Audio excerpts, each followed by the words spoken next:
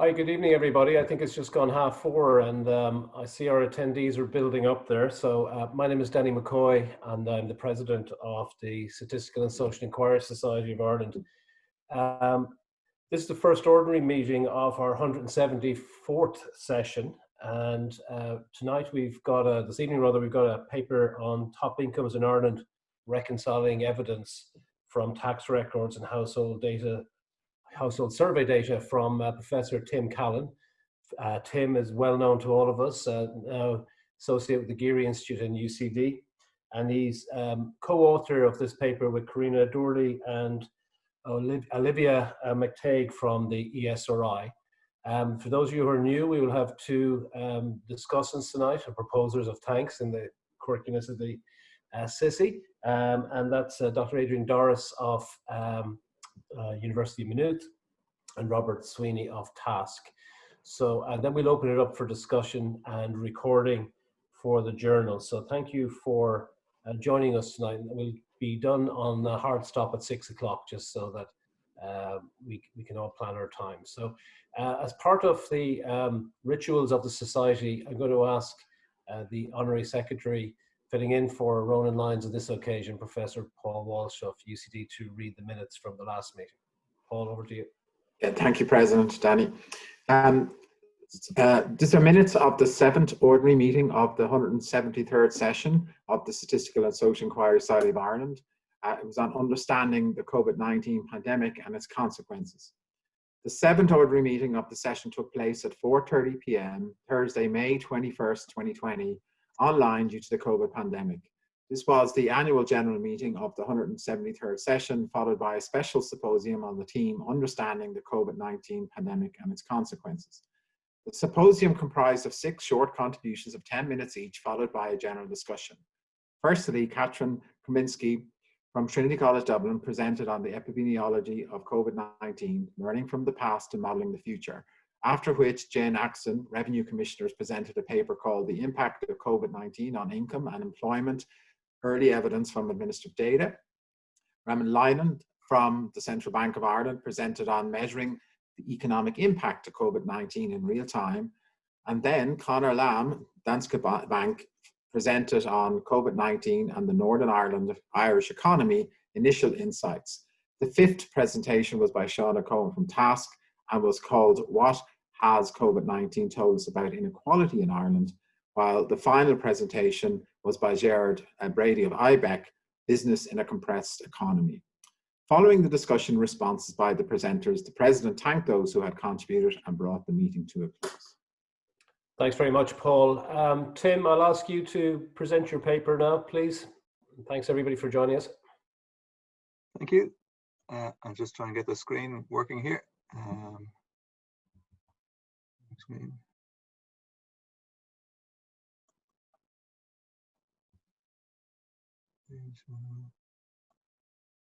No, is that visible? Maybe take a minute to come up, Tim. If yeah, it's just not arrived as yet.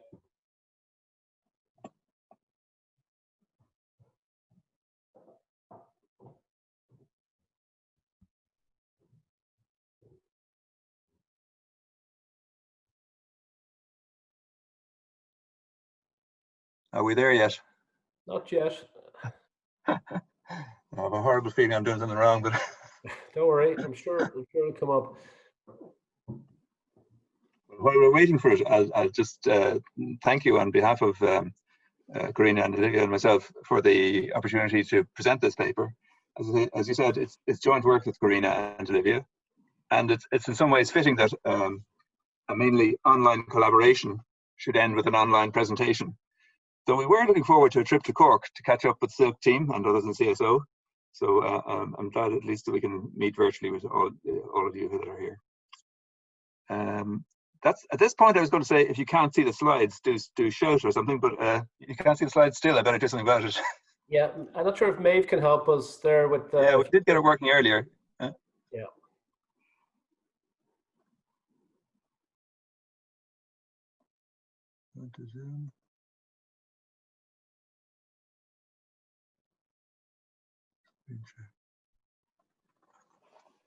I'm I'm clicking on screen share and it's not doing anything. Am I blocked from doing it yet? Okay. Yeah, I'm not sure. Maeve, could you help us perhaps? Yeah, so you should have the facility to share them, but if not, you could email them to me and I can. They're as emailed earlier, actually, so that's not a problem. It's a bit. Sorry, wait, let's see. Something's happening. Yeah, Something's yes, happening now, is it? that's Okay, it. sorry about that. Yeah, there you go. And if we make it cleaner screen, how's that? Perfect. Perfect. Perfect. Good. Okay. Okay. So I guess before we, the paper is in some ways quite a technical one in terms of addressing very specific issues, but there's a much broader background here that I think is important to get. The concern about the causes and consequences of inequality is now quite widespread and has been for a while. This wasn't always the case. In the 1960s and 70s, inequality was a niche area in economics, with a handful of people, such as Tony Atkinson, developing measures and data to monitor trends in inequality, and great care being taken about the data side of this, as well as the development of sophisticated measures. And economics and politics focused mainly on growth.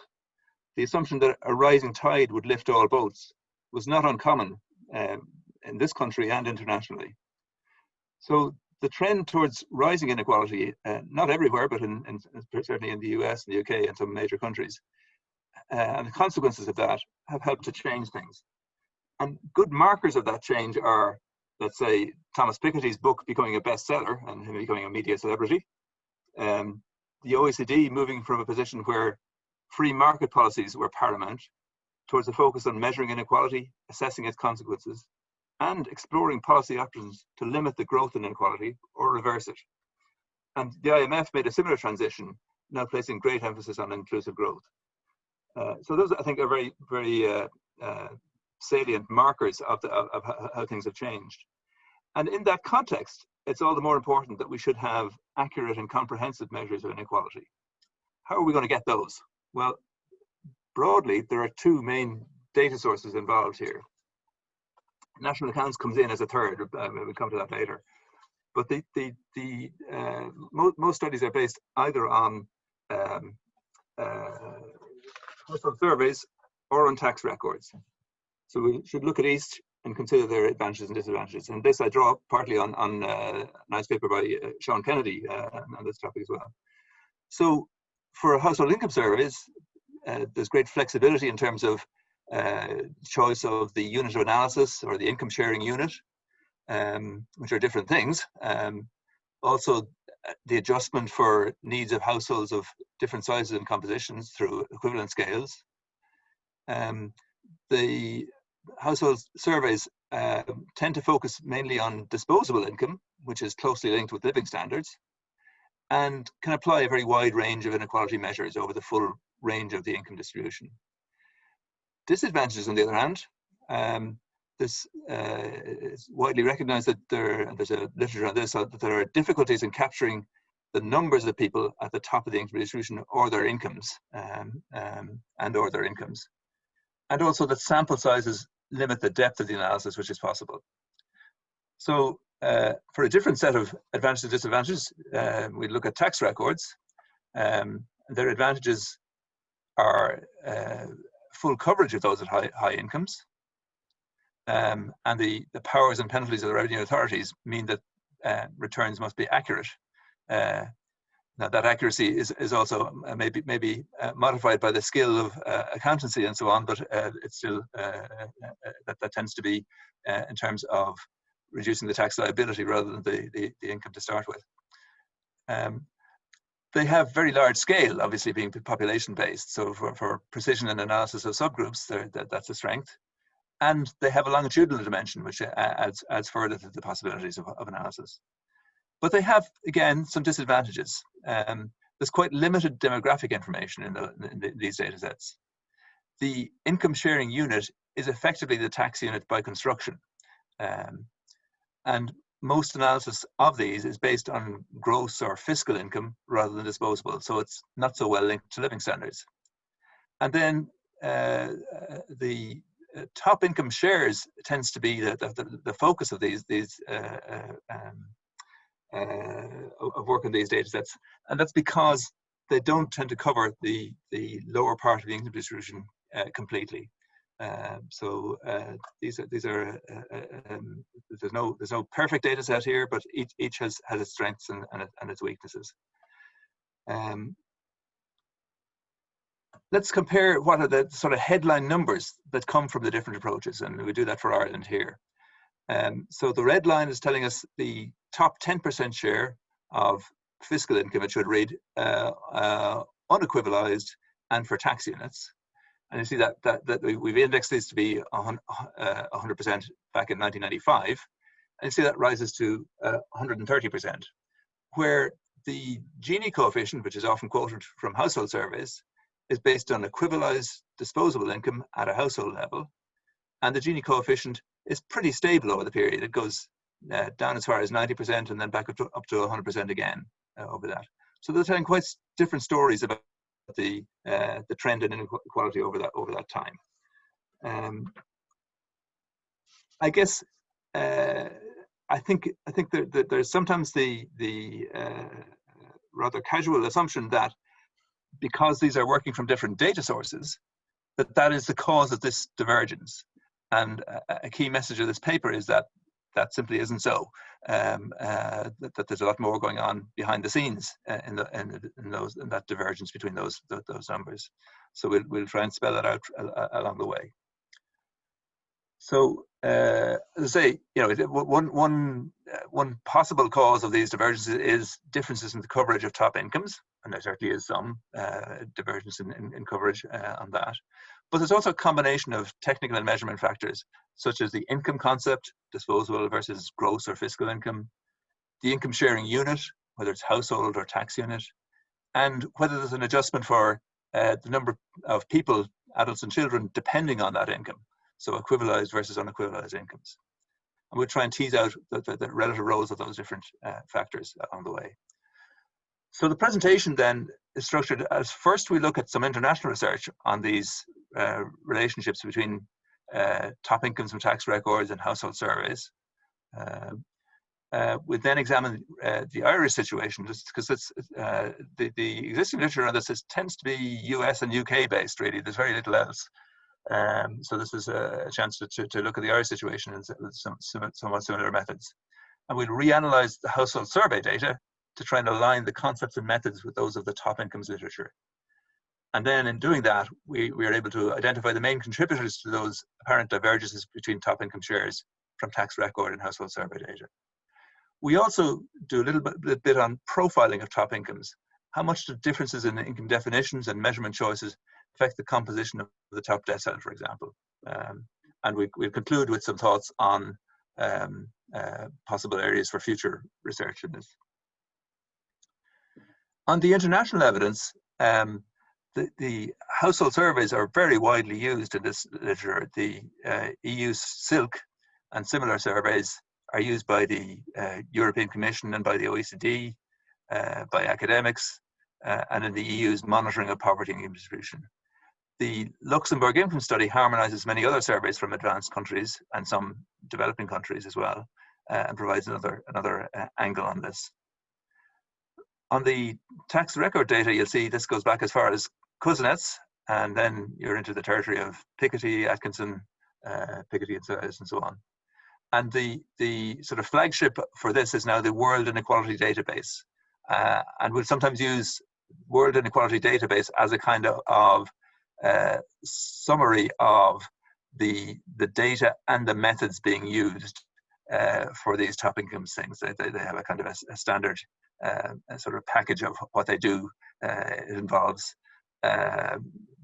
using both tax records to see what is the income of the rich, let's say, or the top 10% or top 1%, and national accounts data to try and flesh out what's the aggregate income of the rest of the whole distribution, so that they can say the share.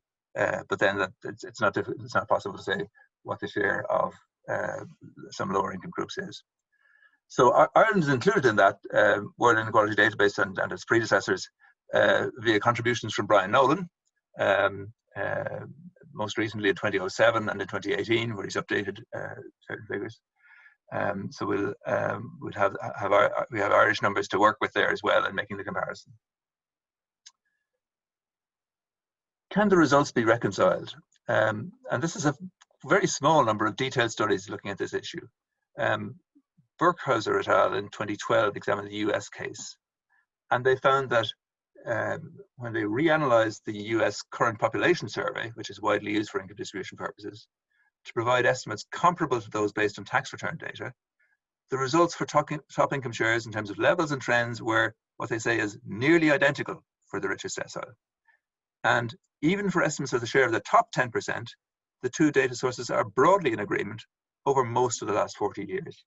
So that's quite striking that in the reconciliation, that's what they found in the US case. Now, that doesn't guarantee it's going to be the same in Ireland, so we have to do the work to see if that's anything similar or what's the actual situation. They also looked at the UK case, another paper, more recent paper, 2018 A and B in the paper.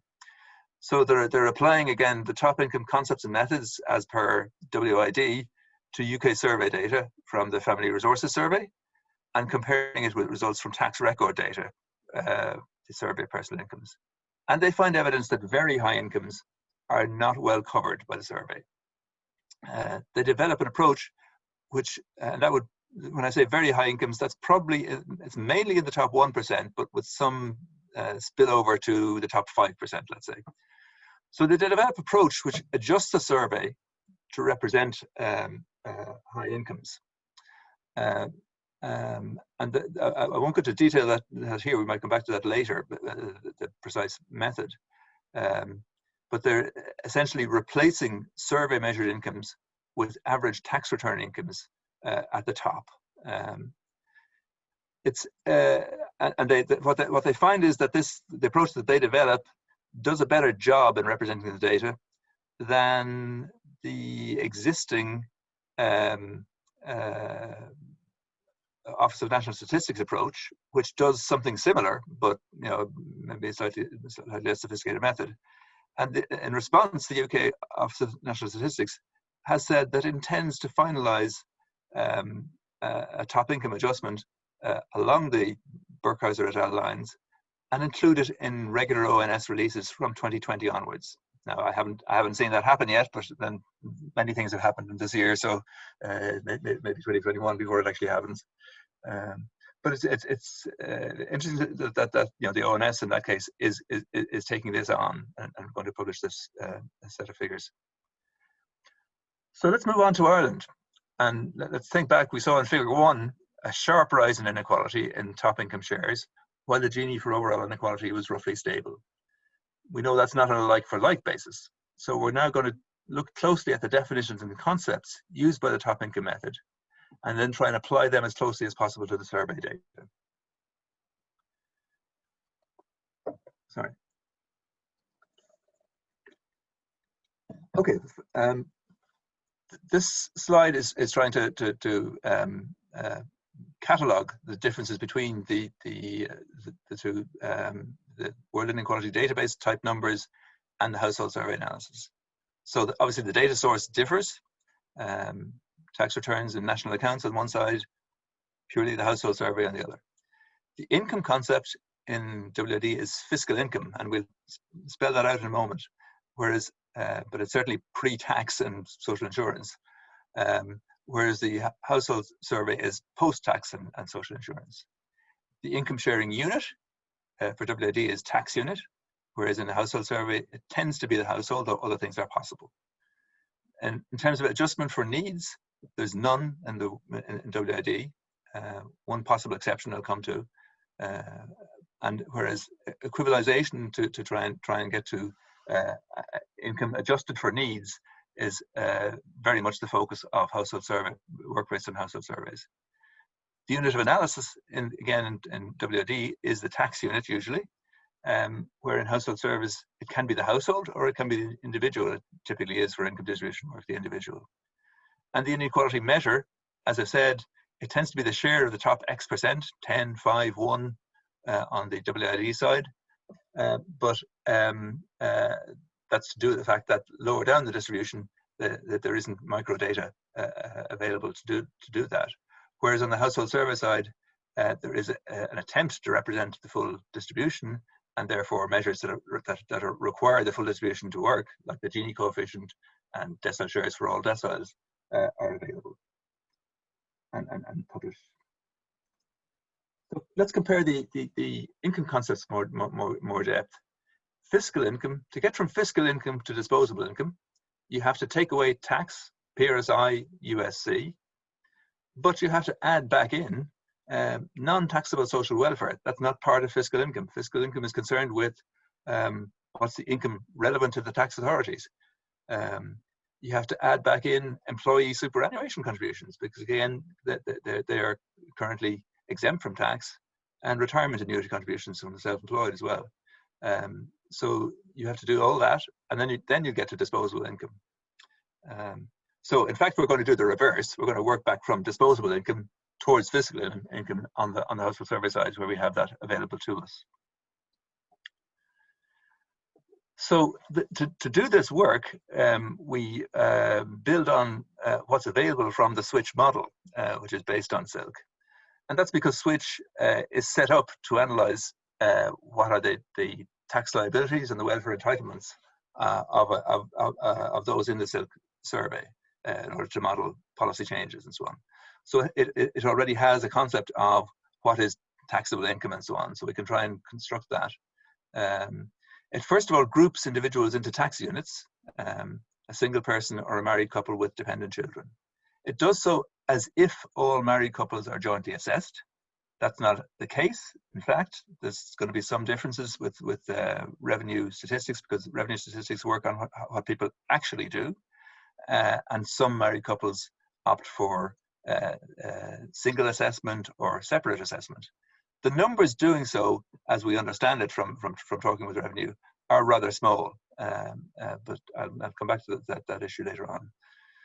So we identify a fiscal income as well as disposable income from this, and we can allow for adjustment or non-adjustment in terms of equalization in doing that.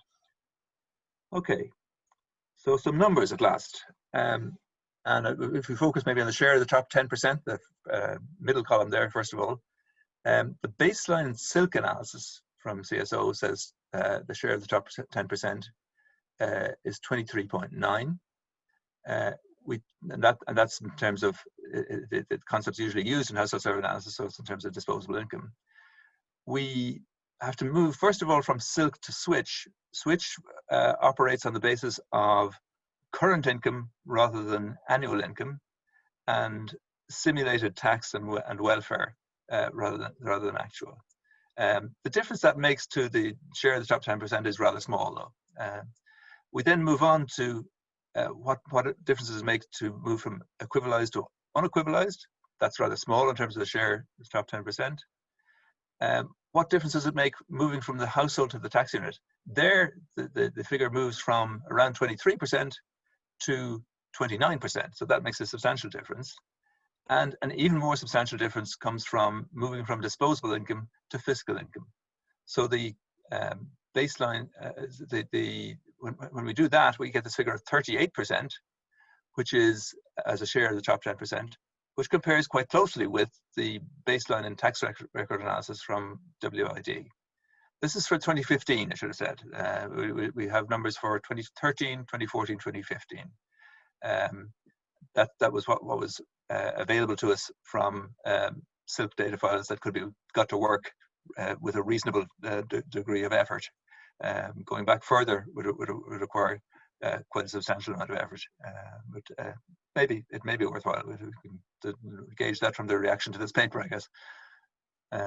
And similarly, you see on the right-hand side, you see the big moves in the Gini coefficient come from the move from household to tax unit, where the Gini coefficient goes up from 31% to 43%, and then again from disposable to fiscal income, it goes up by a further 13 points to 56%. So those are the big drivers of the change. Okay, that was for a particular path of moving from the baseline figure on household towards a tax WID type top incomes method approach. And obviously you could vary that path in terms of what you do first, what you do second, what you do third, and so on.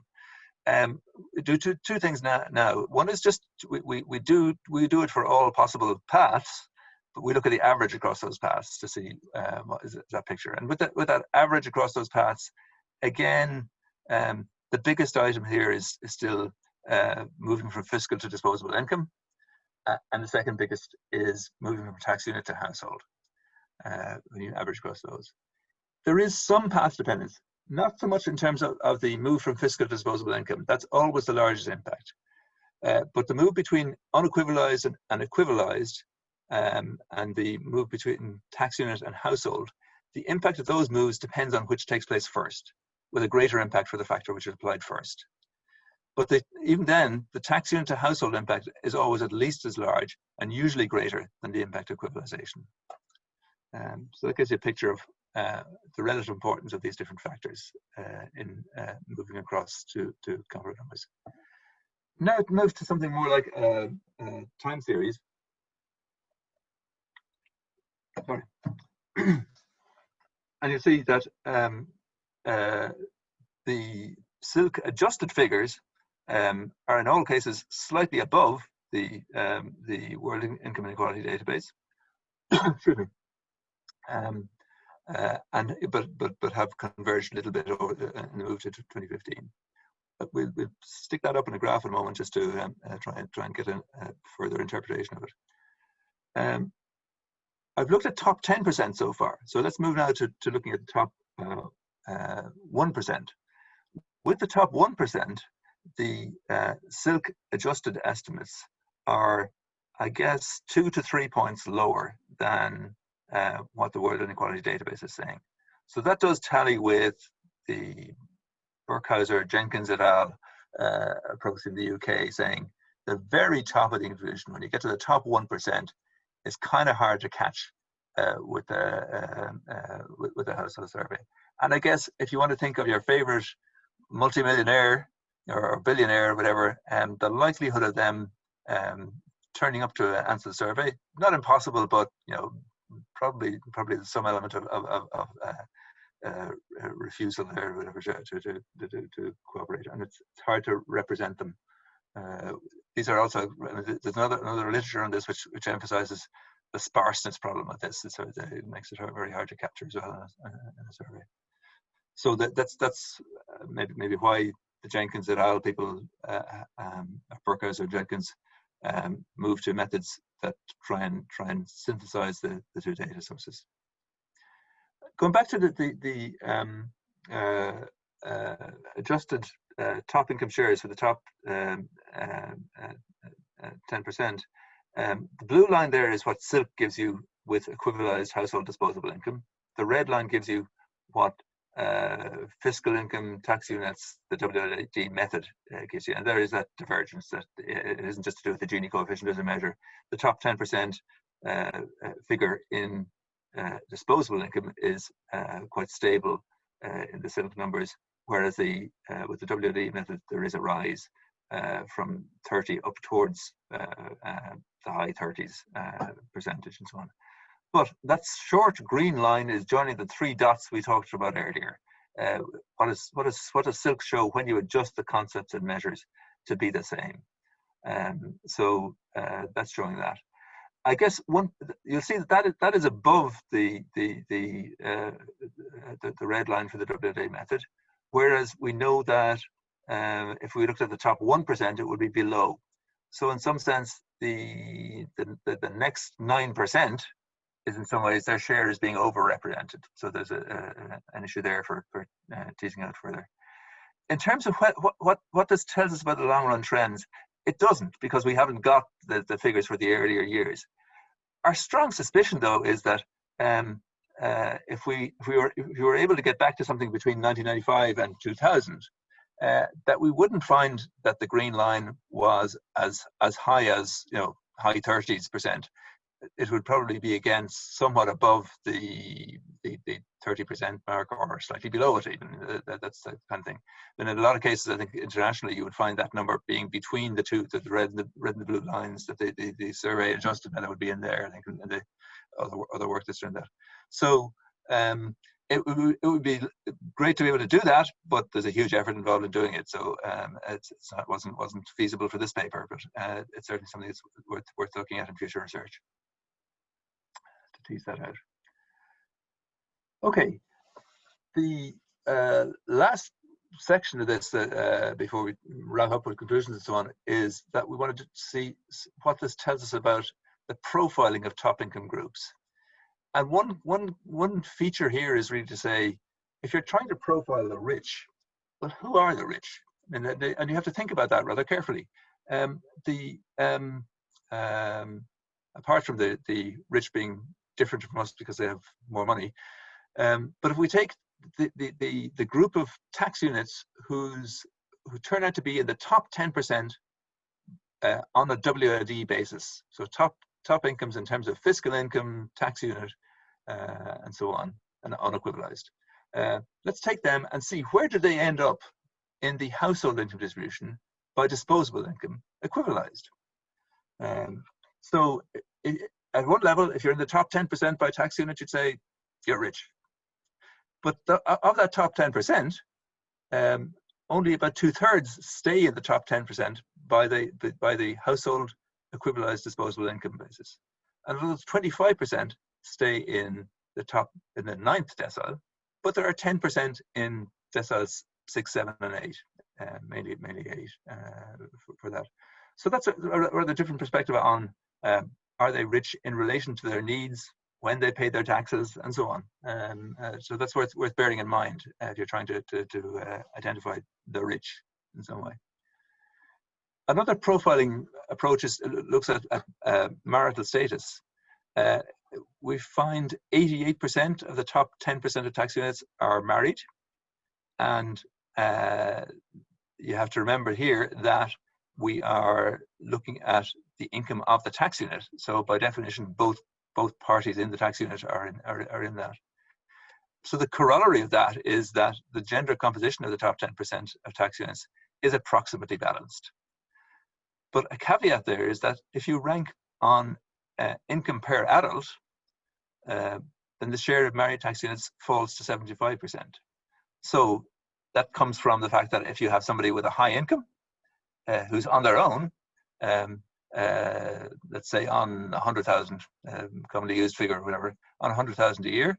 If you're on 100,000 a year and you're the only one in the tax unit, you have all of that to control and use for your living standard. If instead it's a married couple or a couple, the living standard is going to be lower because two people are depending on the same income. So that again, some more work on that has been done recently by WID, and I'll come back to that in the suggestions for further research.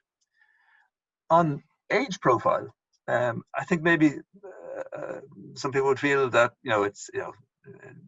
richness comes with age, accumulation of capital, not having a family depending on you, all that sort of thing. So these numbers here show that the top 10% by tax unit income is mostly in the 30 to 49 age group. They're much more likely than in all tax units, and they're the only group that could be said of by age. I guess the caveat here is that precisely this doesn't, again, these numbers don't reflect the needs, so that 30 to 49 age group will tend also to have dependent children, and therefore in terms of living standards may not be as well off as these numbers are suggesting. The other side of it is that the income measure doesn't take into account imputed income from owner occupation, and that would tend to be high in the 50 plus kind of age group, I suppose, and particularly in the 65 plus age group. So again, trying to identify who's well off, who's better off, and so on. There's limits to what can be done with the tax record type data to do that, and perhaps more flexibility in the household survey data size. final slide on composition, and there's only one thing I'd point out here, which is that if we look at how direct income of these tax units is distributed, and we look at the top 2%, top 1%, the numbers were slightly too small, and we need to ramp that up to conform with statistical controls. But the key thing here is that in the top 2%, self-employed income bulks much larger than elsewhere in the population. That's really the striking feature of that table. Okay, wrap up with some conclusions. We've got two main sources of data, household surveys and income tax records.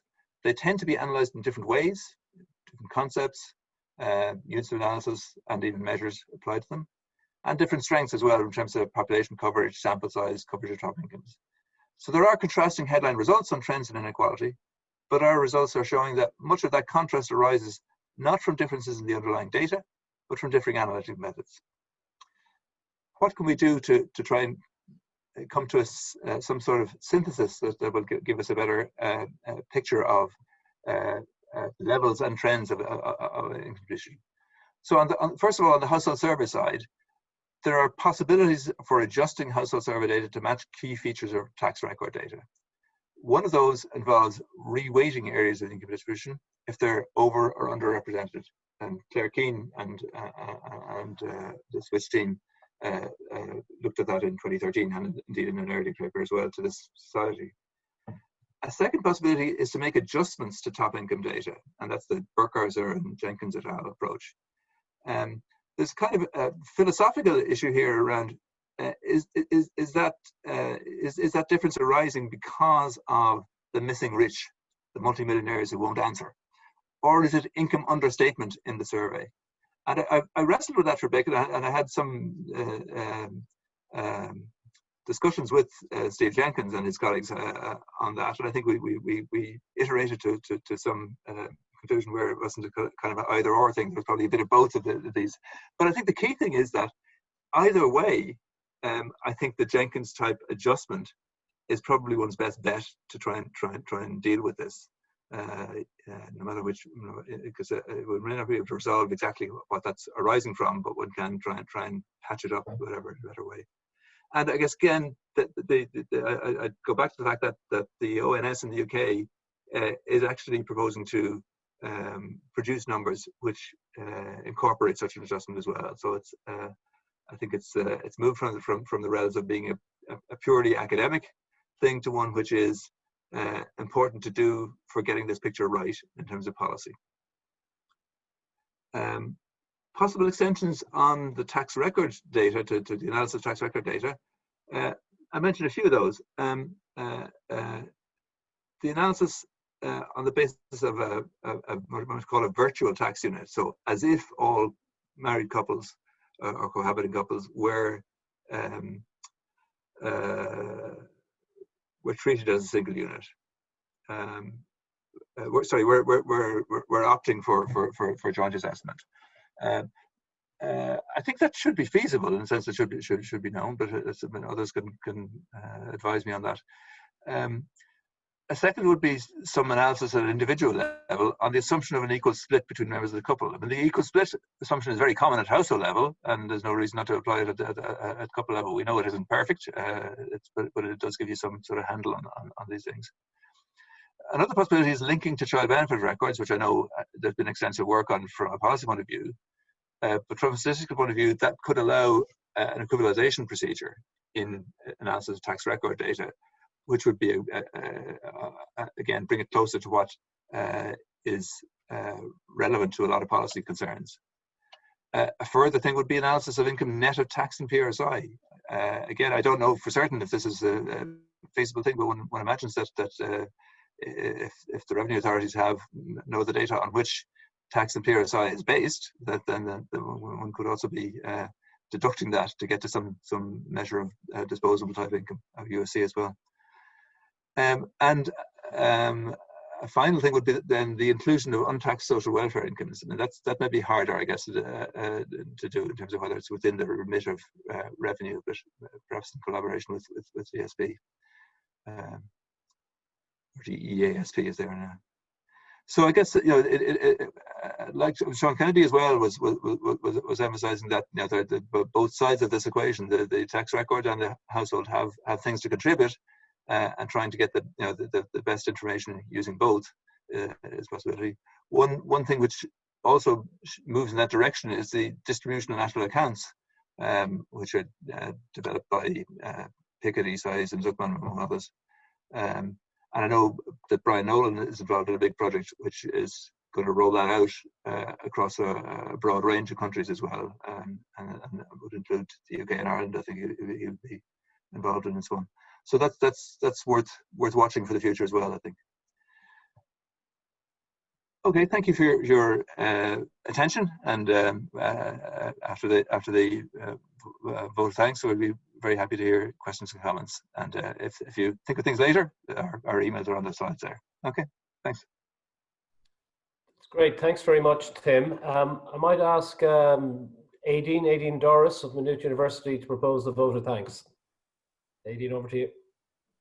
Okay, thanks, Danny. So I'm delighted to propose a vote of thanks to Tim Callan, Karina Doorley and Alyvia McTague for this important paper on the evidence on top incomes in Ireland. So the authors discuss the increasing interest in the topic of the share of earnings, income and wealth going to the very top of their respective distributions in recent years. But until recently, in a lot of countries, the only data that we've had available to study these distributions were household survey data. As a frequent user of these surveys, I have always found it a bit hard to shake off the suspicion that the typical 1%er might be reluctant to answer them.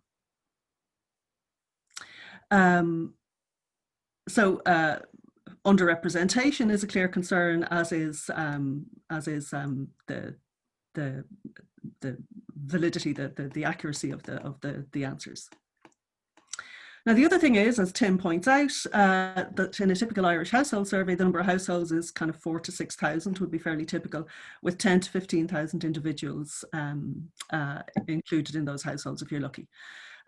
If you then want to focus on the top 1% of the distribution, you can be looking at a couple of hundred individuals and can quickly run into problems of small cell sizes. And as Tim mentioned, if you're looking at the characteristics of these individuals as they were in the paper, they ran into these problems themselves. So that when they were breaking down the top earners by the income sources, they could only do it for the top 2% rather than the top 1%. So for both of those reasons, using tax data is attractive because they contain earnings data, accurate earnings data, on the entire population of workers. So sample size is not the same kind of issue. But they exclude non-workers, which is a big deal, and they typically include very few demographic variables or details on household membership. And so when I've used tax data in the past, the one that always killed me was the absence of education. It's really hard to do an awful lot of labour economic stuff without education. So the analyses of tax data typically find higher concentrations of income at the very top of the distribution than analyses of household survey data, and it can be hard to figure out where these differences stem from, and that's why this paper is so useful, because it really spells that out. So these are authors who are known for their careful work, and so they look at it directly and find that and compared the results from using the SILC, using their switch model, and they compared the results to the World Inequality Database. And they find that once account is taken of differences in income definitions and the unit of measurement, survey data is pretty good at matching to tax data, at least for the top 10% of incomes. And they show that the biggest contributor to the differences is the differences in income definition, followed by the move from tax unit to household, as Tim explained. But for those in the top 1%, the findings are less reassuring. So the top income proportions are further off, and the trends aren't in line either. Although, of course, the trends were only presented for 3 consecutive years, so that could be just a matter of those particular years. So maybe if Tim ever did get around to that Herculean task of rolling it back further into the past, then that might be resolved. So one response to this would be to say, well, okay, the household survey data covers the top decile well, and so that's the main challenge. And so if you're doing that, then you should be happy. It is, you know, one argument is that it's far more important to match the survey data to the top decile than just on the top 1%. But I suppose I would like to argue for the importance of the 1%. So there's good reasons for the particular interest in the 1%, and even some US studies have looked at the 0.1% or the 0.01%. So for one thing, in many countries, the WID database indicates that the share of taxable income going to the top 1% has been increasing over several decades, often doubling since the 1980s. So it's a really striking pattern, and that includes Ireland. Now, as we all know, that rise has coincided, so that time period has coincided with a rise in overall earnings inequality in many countries. And of course, earnings inequality matters because if it's rising, tax and transfer policy has to work harder and harder just to keep income inequality standing still. So could it be that what's happening in the top percentile of the distribution, the top 1% of the distribution, could be the result of forces that are also causing earnings at the bottom of the distribution to stagnate? And actually, in the literature, there are several explanations that suggest so. So the matching model of the labour market, which is now the standard way of analysing the labour market, those models are based on the idea that firms generate a surplus whose division between the firm and workers is decided by their relative bargaining power. So bargaining power is very important in this story of the labour market. In these models, if the share going to senior management has been rising, so imagine that our top percent is made up mostly of CEOs, which isn't strictly true, but it's at least part of the story. If the share going to senior management has been rising, then it's going to reduce the share going to workers. Many countries have seen a reduction in union power in recent decades. So bargaining power of workers has been falling. In addition, the reductions in marginal tax rates for the very highly paid in the 1980s in many countries, that may have increased the incentive to put a lot of effort into negotiating increased gross pay for the higher ups. So in this explanation, in which bargaining power is central, what's happening at the very top could be having a significant effect on the rest of the distribution. So in this story, the top 1% isn't a little silo on its own, it's also affecting the rest of the distribution. So now this argument about bargaining power being very important isn't valid if the reason for the growth of the share of the top 1% is that market forces have strengthened, as illustrated by an increase in performance-related pay, particularly share options, and that has led to higher productivity. In that case, the pie is growing, and the fact that a few people at the very top of the distribution are benefiting disproportionately doesn't matter for overall inequality. So the problem is that there are reasons to suspect that the growth in executive pay and financial services, which is often where a lot of other people in the 1% lie, is due to rent capture rather than increases in productivity or the operation of efficient markets. There's very little evidence that share options increase productivity. In addition, earnings in the financial services sector have grown most in countries in which deregulation has been the strongest, with little evidence that that has increased the efficiency of financial markets and some strong evidence to the contrary. So what I'm saying is that that there are reasons to think that what's going on in the top 1% can affect the rest of the distribution and isn't justified by productivity. Now, of course, there are also broader problems that can arise if the income of the top 1% is growing so much faster than the rest of the distributions. For one thing, it can reduce the faith in the idea that society is built on meritocratic lines. And, you know, I think there's some indications of this in kind of contemporary political life, that could undermine the social contract and indeed democracy, which is kind of a broader, much broader point. So to sum up, I suppose what I'm saying is that I am convinced of the importance of the 1%.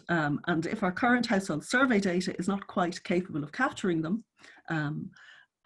then the current efforts underway, so I know the CSO is putting in a big effort to merge administrative earnings data into other household survey data sets.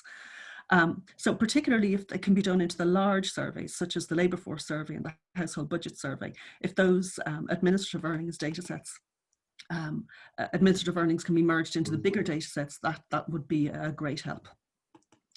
Now, alternatively, and this may be a long shot, the collection of some key survey variables, the level of education, as I mentioned already, into tax data could be considered if that could be done in some way. And a final point is that a great benefit of tax data that I haven't mentioned before is that it allows the construction of panel data sets, and they're hugely expensive otherwise. So we can't say much about lifetime earnings without panel data. And so, one of the, something I've worked on in the past is the distinction between permanent and transitory earnings inequality. And that's impossible to do without long panel data sets. And it's a big absence in Ireland. And so it would be great if this was a roundabout way, accessing tax data was a roundabout way of securing panel data sets. Overall, thank you very much for the paper. It was a really enjoyable read and would be really useful to practitioners in the area. But just I would like to just put in some reservations about the top 1% and the problems that still exist there. But the evidence is very useful on that. Okay, thanks very much for that. That's great. Thank you very much, Aedin. I really appreciate that. So the first proposer of thanks from Aedin. The second proposer of thanks is by Dr. Robert Sweeney of TASC. So Robert, if you could join us, please. Yep. Thank you very much for the invitation, and I'll share my screen with you because I have 1 or 2 slides. And let me put this on slideshow. Yeah, so I found this paper informative. It's something that I've wanted to actually look at myself because, as outlined in the paper, there is a seeming inconsistency with the survey data and the tax data. And I never knew whether to believe that inequality has actually fallen as suggested by the survey data. I went back and forth on this, not knowing what position to ultimately take. And after this paper, I do have greater belief that the survey data is reliable and that inequality has fallen. Although I think there's a couple of things that still need to be tidied up.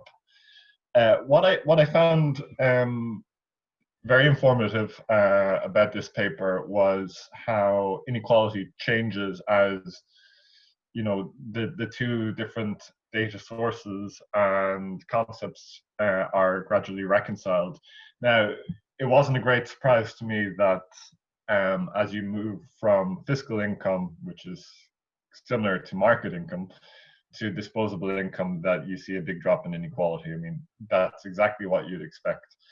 Because, as is well known, Ireland has a redistributive welfare state, especially through taxes and transfers. And similarly, there wasn't a huge effect on going from unequivalized to equivalized income. And again, that wasn't a huge surprise to me because that's something that comes out in the literature, that it doesn't have a huge impact.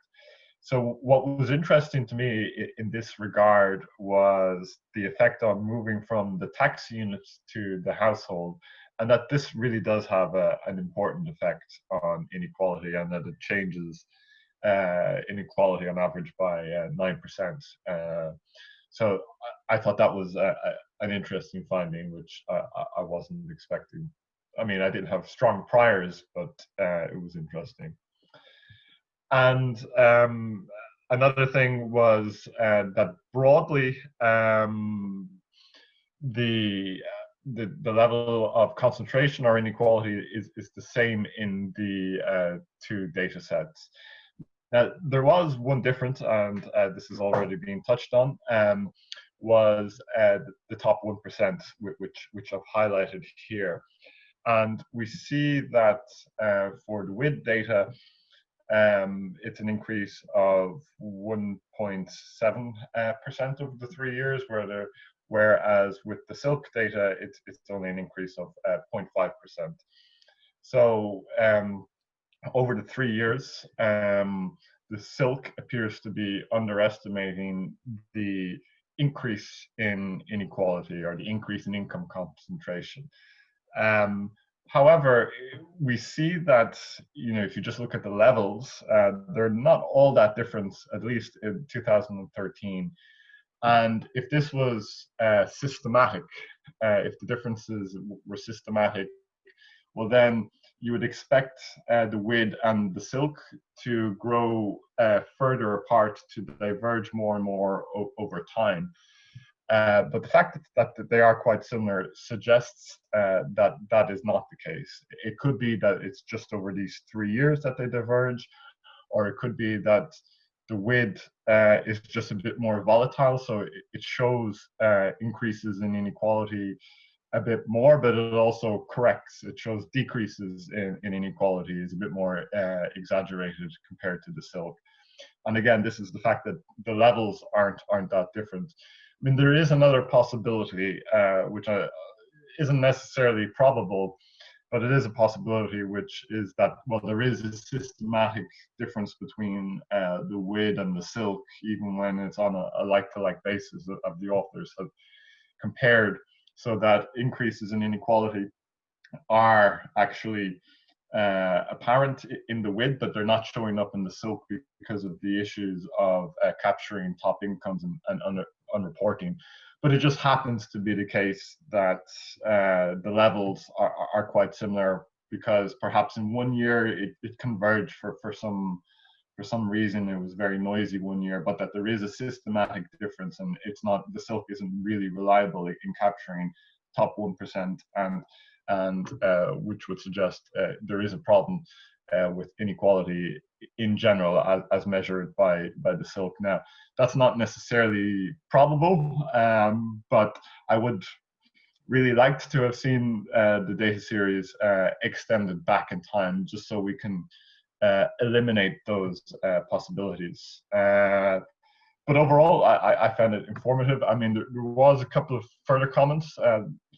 So the authors look at switch versus, well, switch and silk. I would tend to favor silk, because it's not really spelled out in the paper, the switch model. So I think silk is a bit more transparent. I'm also curious as to how they actually calibrated silk to make it comparable to WID. It doesn't really detail that, because I'm not that familiar with silk microdata, but I am familiar with EU silk microdata, and I know that with EU silk, some of the income is only available at the household level. So most capital income, whether it's income from property or dividend income, which admittedly isn't a huge portion of it, that's only available at the household level. And so how do they allocate that to the individuals or the tax units? That's fine if the household is led by a married couple, but what if the household is a group of young professionals or something like that? So how do they allocate those incomes which are only available in the household survey? Another comment was fiscal income for the top 10% in WID. I actually just looked at the WID website before this session started. They have a fiscal income series for the top 1%, but my understanding is that for the top 10%, it's a slightly different concept. It's pre-tax income, which includes national accounting income. So perhaps that could just be clarified. And finally, why are they so similar? So if there are these problems with the survey data, why are they broadly consistent in Ireland? Is it, now I know there are some differences across countries in terms of how they compile their respective survey of income, so they, at least in the methodology of the CSO silk survey, they do say something about combining survey data with administrative sources. I'm not quite sure as to what that means. Maybe that's why they are actually quite similar, because the CSO already incorporates some of the administrative data. And just a final comment as well. The authors show how we get from disposable income to fiscal income and the various adjustments that need to be made, but such as taxation and all that kind of stuff.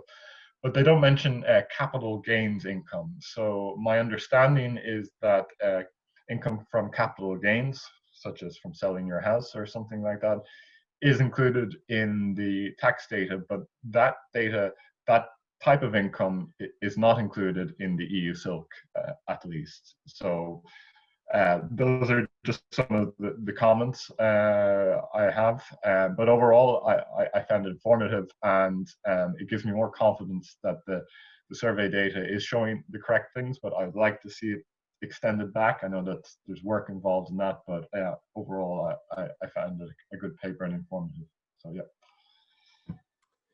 Robert, thank you very much. Tim, I might invite you back on. I don't know if Karina or Alyvia want to join you as well in the Q&A. We have a couple of things coming in on the chat there. I think Chris and Patrick Honan have put something in there that I can see. Yeah, I saw a couple of those. Yeah.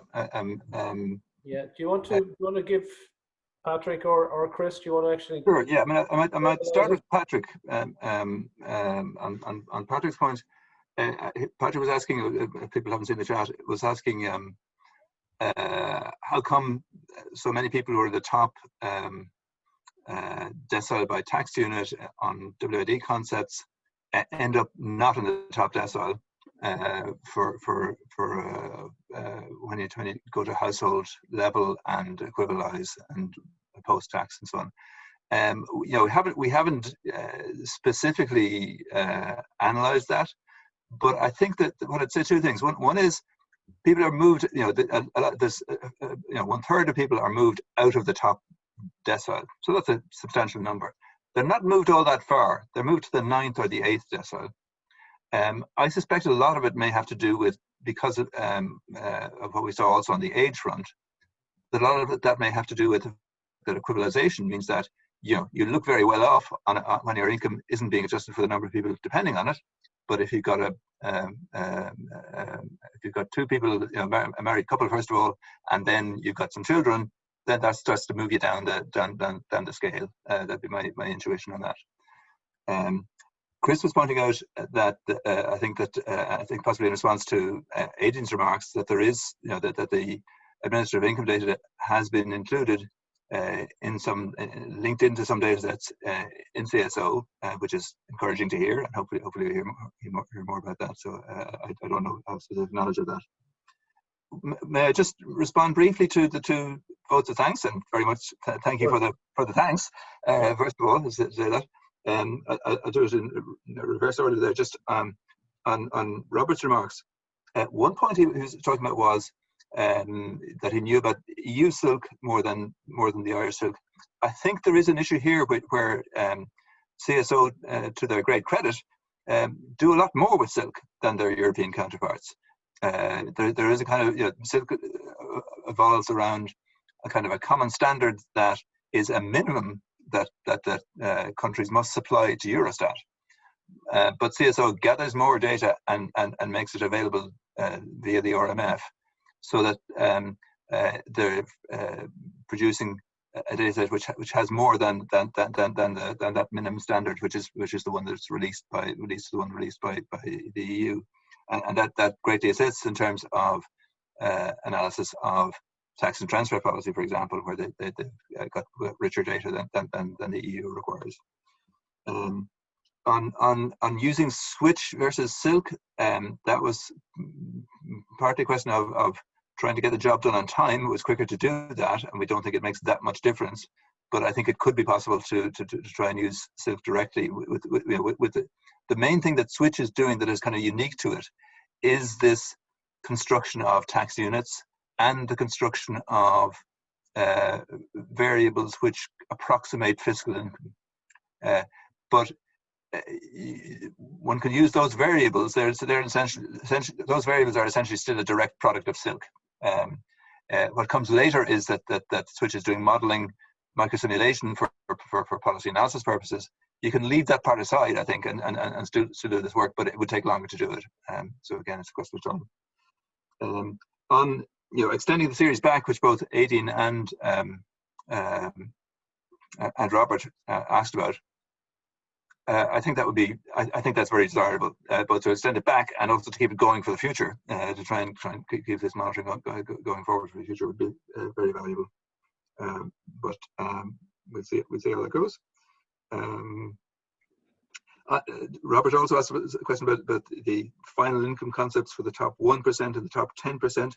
I'd be interested to discuss that further with him to find out more about that. But what I should say is, and I should have acknowledged that the very generous input from Brian Nolan when I asked him various searching questions about the Irish WID database, was that I'm confident that from that conversation that we have arrived at, within our paper, that our numbers are comparable there. No, sorry. I think perhaps the main theme of Aedin's remarks was around the importance of the top 1% for many purposes, and I share that concern. As she says, it's a bit difficult with the household survey where the numbers are such that you're relying on rather small numbers for something that's the top 10%. Maybe you can handle better than the top 1%, and then you end up with the top 2% or so on. I guess, in a sense, what we were trying to do in this paper was see what we could do with the cards that we've been dealt. And I think what Aedin is very rightly talking about is, let's see if we can be dealt a few more cards. And I think that's, again, it's a very, very valuable input to say, how could we do this better? But by as you said, linking in data sets into CSO surveys, or by having a bigger income survey. The family resources survey, our survey scale in Ireland is it may not be so different as some of the UK surveys aren't that different, but the family resources survey was precisely around this on this theme, was bumped up to a scale of of the order of 40,000 households. And that was for the reason that the reasons that Aedin was talking about. I don't know if it's feasible, but it seems to me it's unlikely that in the short term that we're going to reach that sort of scale with an Irish income survey that's going to be undertaken on a regular basis. Could it be done as a one-off? I think you could get very rich information from that if it was done on a one-off basis. But again, it's hard to know. Okay, I stop talking. I've talked long enough. Yeah. So Tim, we've had a couple more. In addition to Chris and Patrick, I see Jean has made some comments there as well. Jean, would you like to come on and make them, or do you want me to read them out?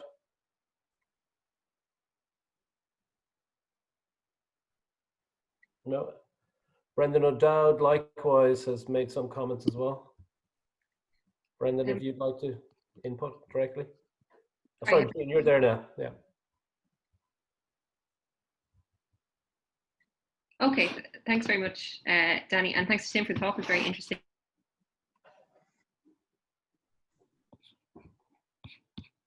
Sorry. So just looking at your comments there, Jean, I hadn't read them already. Yeah, you're saying sorry, do you want to talk them through so everybody can hear them, or? Sure, of course. No, so there's a few questions. One just purely on method. It's really interesting, so thank you.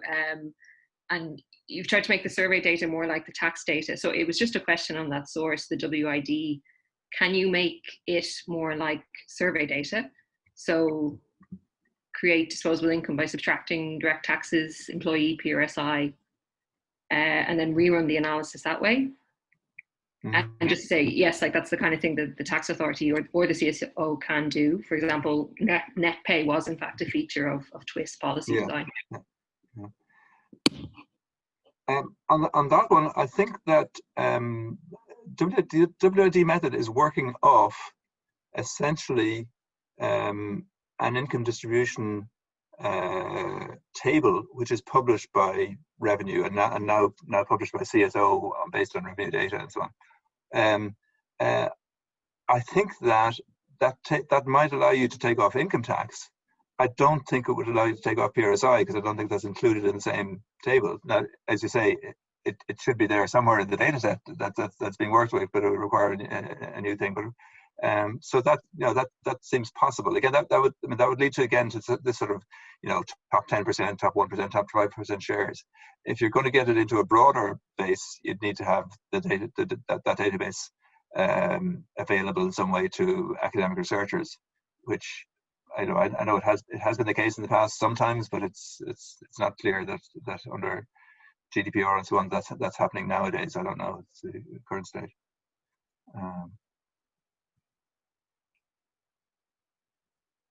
Okay, thanks. I had another question kind of on the interpretation of one of the tables where you show that the income effect going from disposable to fiscal is stronger than the tax unit to household income effect, when you look at the Gini. Could we conclude that the progressivity of the tax and welfare system is more important then for reducing inequality than the household formation choices? That sounds about right, but I'm tiring here, so I'm not sure I'm quite following. But I think that sounds right. Could I jump in on that, Yep. Jean? Just to say, yes, that is true. If you take the tax benefit system and household formation choices as a given, but the two things are intertwined. So tax and benefit formation is not done in isolation. It's done with due consideration to the structure of society and how households are formed as part of that. And then the converse is true as well. We know that tax benefit policy does actually influence how people form households and the choices they make. So if you take the two as a given, yes, it is more important, but you should keep in mind that the two are interrelated. Okay, thank you. Thanks, Maria. Brendan O'Dowd, would you like to come on?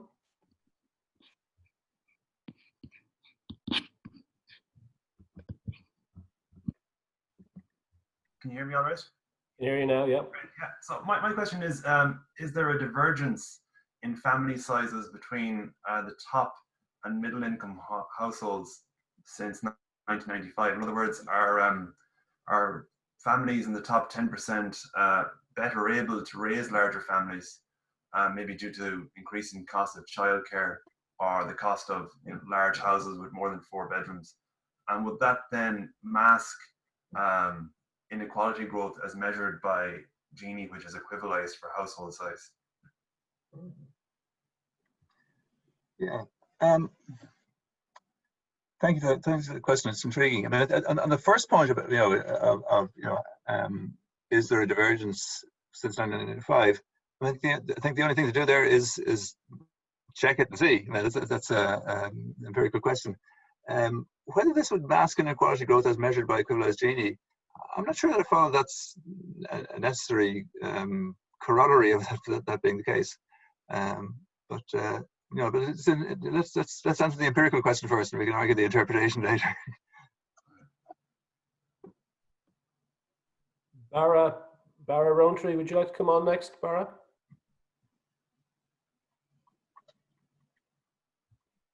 Hi, Tim. Thanks for the super paper, yourself, Karina and Ali.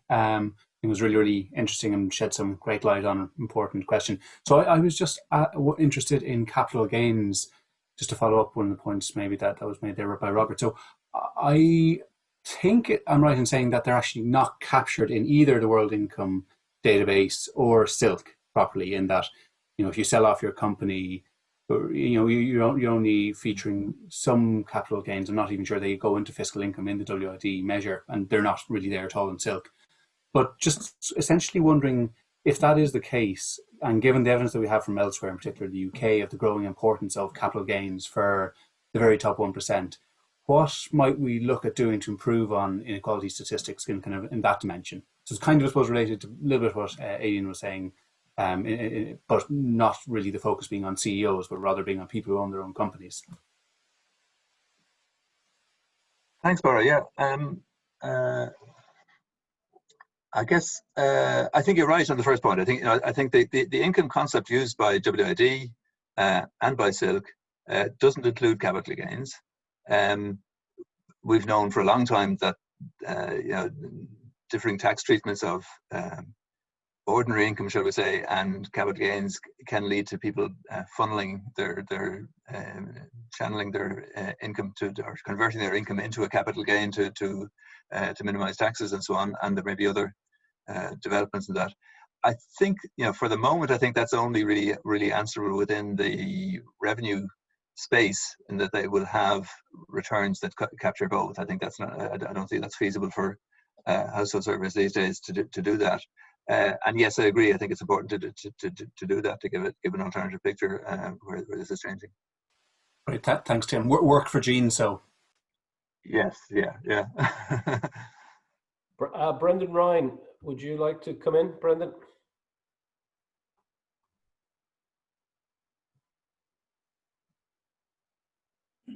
Thank you. Just a question about how do you treat the imputed rent of house owners between the two surveys, or is there any difference in the treatment? And also, I was just wondering how you treat mortgage payments by households. I'm just wondering if that reflects to some extent the changing ratios of the top income groups as you move through the age spectrum, because obviously people will have paid off their mortgage at a certain point and will not be paying the imputed income of if they own the house. Thank you. Yeah. I mean, the Switch team, which I was a part for a long time, has done work on both of these topics of imputed rental income and mortgage payments. I guess they are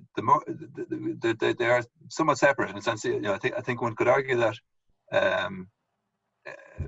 just looking at imputed rental income will help you to get a more comprehensive measure of what people's resources are. The issue about mortgage payments, I think there's the question there. I mean, what tends to happen there is, and this is done in the UK as well, is that people look at an income concept which is net of housing costs, and that kind of that's not quite so clear cut in the sense that yes, it's true that people's housing costs tend to be fixed at the time they purchase a house, let's say, and then they don't have control over it.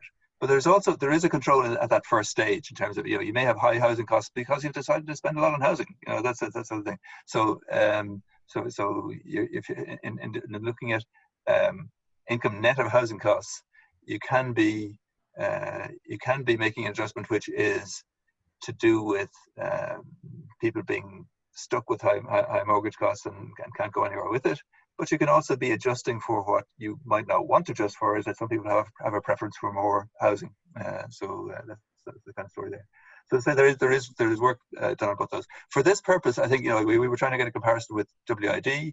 Essentially, I think they don't do any of this, so we mimic them by doing nothing. That's the in this paper. But we agreed that these topics are important. Tim, Jean had one other question there on the categories of which may be available from the revenue, I think. Yeah. On, say, for instance, the multinational companies might be disproportionately. Yeah, that's true. Yeah. Anything unique in Ireland about that could be correlated to? I don't know. That's mainly related to Aedin's comment. Does she want to come back in on that, or? Sorry. Yeah.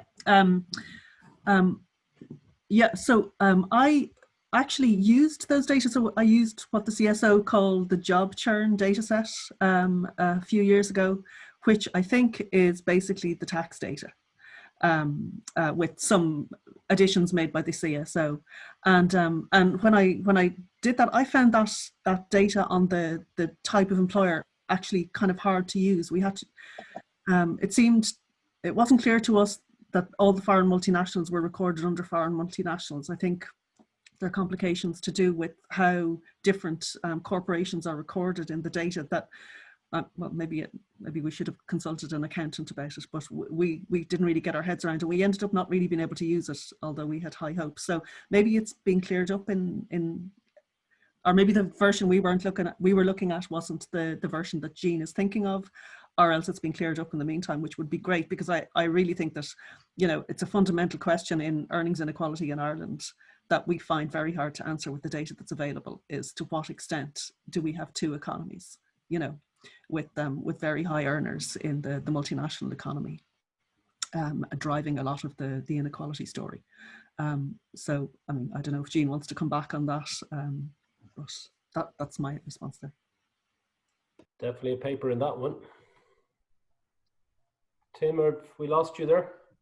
Oh, I'm still here. I just taking my mug off the. Okay.